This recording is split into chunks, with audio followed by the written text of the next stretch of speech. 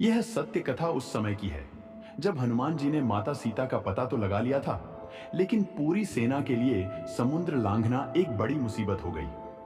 उधर रामचंद्र जी लंका जाने के लिए योजना बनाने लगे। रामचंद्र जी ने समुद्र देवता से रास्ता मांगने का विचार किया।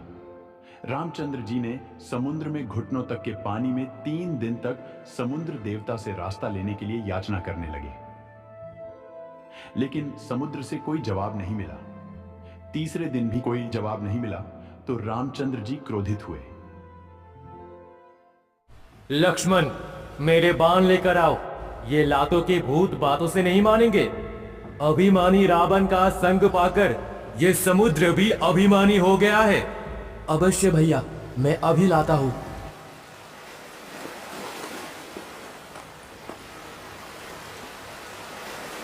रामचंद्र जी ने समुद्र पर अग्निबाण चलाने का प्रयोजन किया। तभी वहां समुद्र देवता प्रकट हुए। त्राहिमाम प्रभु, त्राहिमाम। ऐसा मत करो प्रभु, इससे ना जाने कितने प्राणी व्यर्थ में मारे जाएंगे। तो फिर क्या करूं?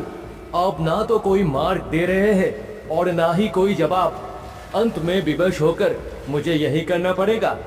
प्रभु, अगर मैं आपको यहाँ मार्ग भी दूंगा तो ना जाने यहाँ कितना गहरा गड्ढा हो जाएगा।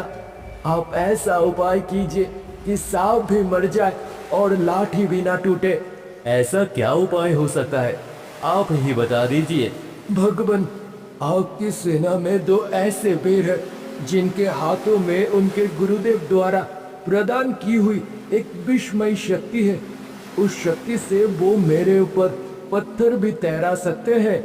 ऐसे में आप मुझ पर पत्थर से सेतु बनाकर आसानी से पार कर सकते हैं। आपके कार्य के पूर्ण होने तक मैं अपनी लहरों को शांत रखूंगा। कौन है वो सूरवीर? आप तो जानते ही होंगे। भगवान, उनका नाम नल तथा नील है। उनके हाथों में उनके गुरुदेव ऋषि मुनींद्र जी की रजा से यह शक्ति है। साथ ही वे दोनों अच्छे शिल्पकार भी हैं। रामचंद्र जी ने नल नील को बुलवाया।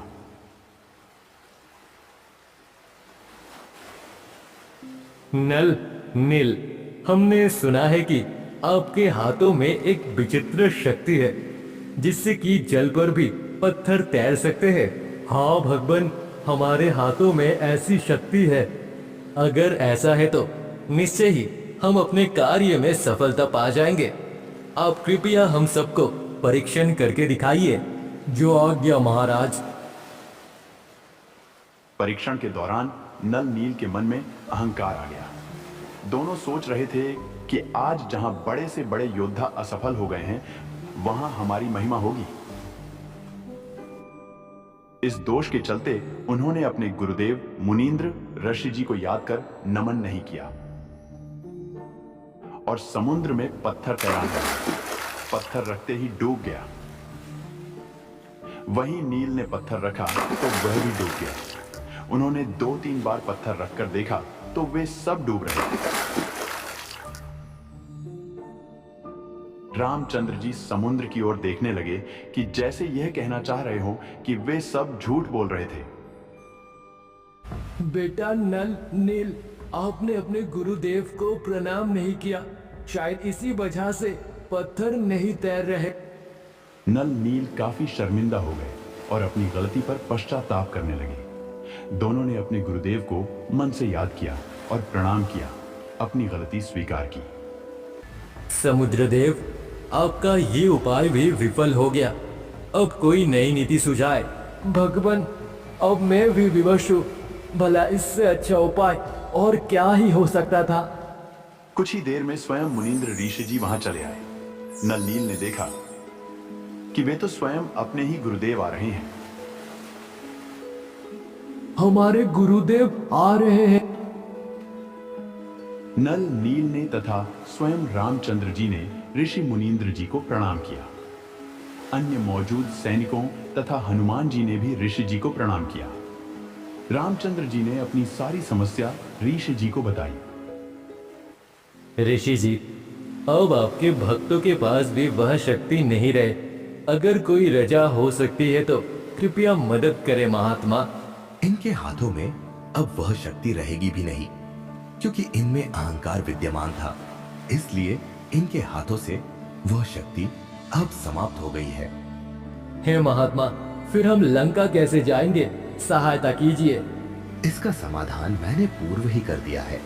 मैंने इस निकट वाले पर्वत में ऐसी शक्ति प्रवेश की है कि जिससे इसके पत्थर समुद्र में नहीं डूबेंगे।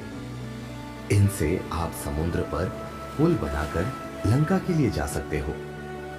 धन्य हो महात्मा, आपका लाख लाख शुक्रिया। वीर हनुमान जी, जरा उस पहाड़ से पत्थर लाकर सेना को संतोष दिलाइए। महात्मा का वचन निष्फल नहीं जा सकता। अवश्य भगवान, जैसी आपकी आज्ञा। ये महात्मा तो वही लगता है जो मुझे लंका से आते समय उस बगीचे में मिला था। जरूर ये ऋषि जी समाधान कर देंगे। ये वास्तव में बड़े शक्तिशाली हैं। हनुमान जी ने पत्थर लाकर समुद्र में फेंक दिया। अब एक भारी भरकम पत्थर आसानी से समुद्र पर तैर रहा था। रामचंद्र जी ने परमेश्वर का शुक्रिया अदा किया और नमन किया। महात्मा ऋषि मुनींद्र की जय। महात्मा ऋषि मुनींद्र की जय।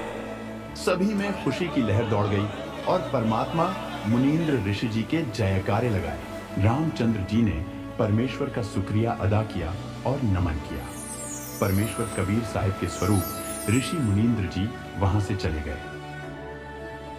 ये अनमोल ज्ञान जगत गुरु तत्वदर्शी संत रामपाल जी महाराज के सत्संगों का अंश मात्र है।